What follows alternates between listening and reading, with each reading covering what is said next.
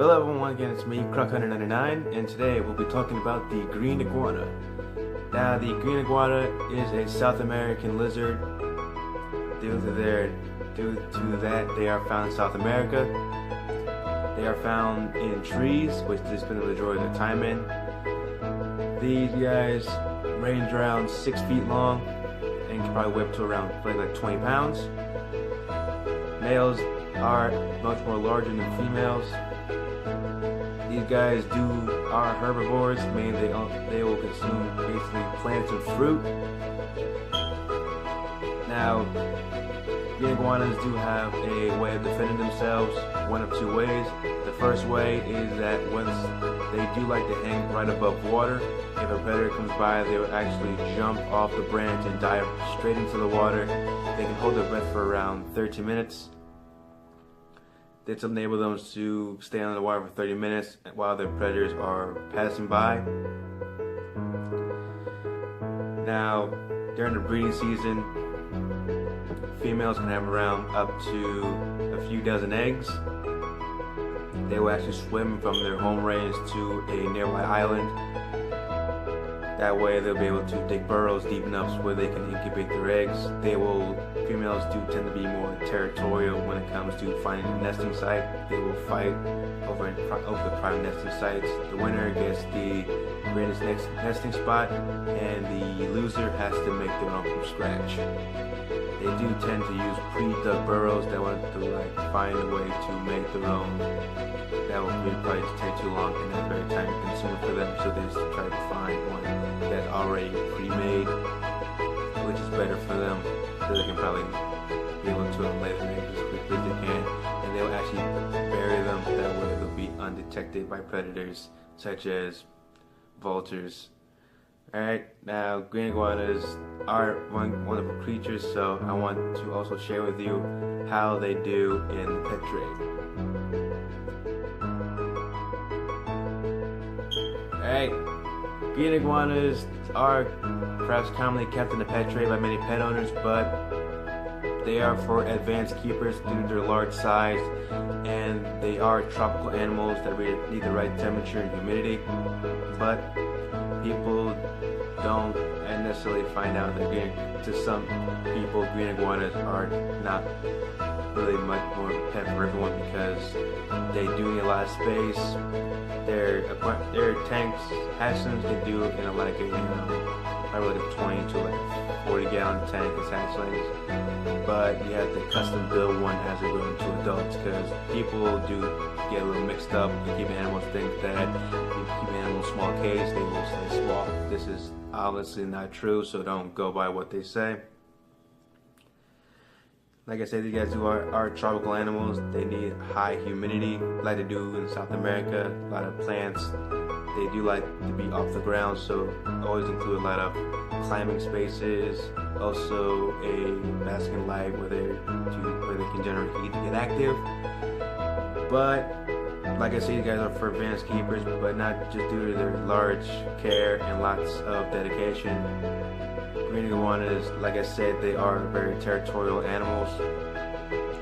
Some of them, once they reach around adulthood, male iguanas do tend to become more territorial and will claim their area inside the home. They will actually tail whip their owners. They'll also try to bite and slash at them. Some of them do grow out of it, some do not. So it will be just very, very careful, and also be able to know what you're doing.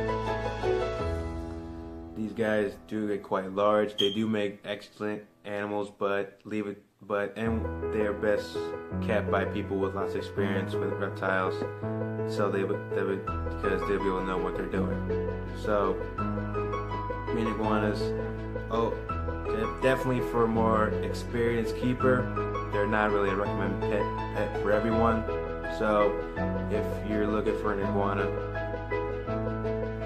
a better choice probably would be either a little desert iguana or quite possibly a Cuban iguana, with many very good choices as pets. But the green iguanas, they do require a lot of dedication, a lot of care, and a lot of attention.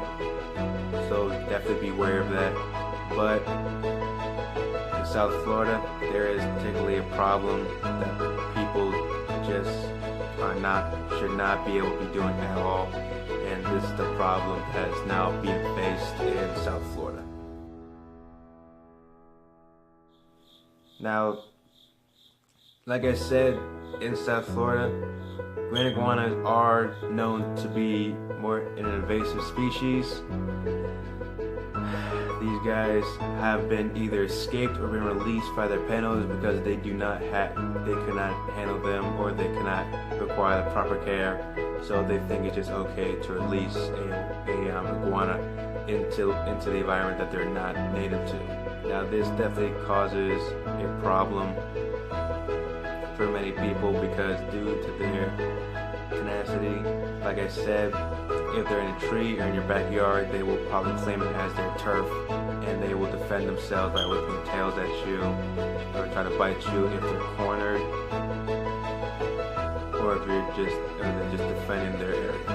Now, the main thing people try to face is that since green iguanas are herbivores, they will eat brightly colored plants and fruit.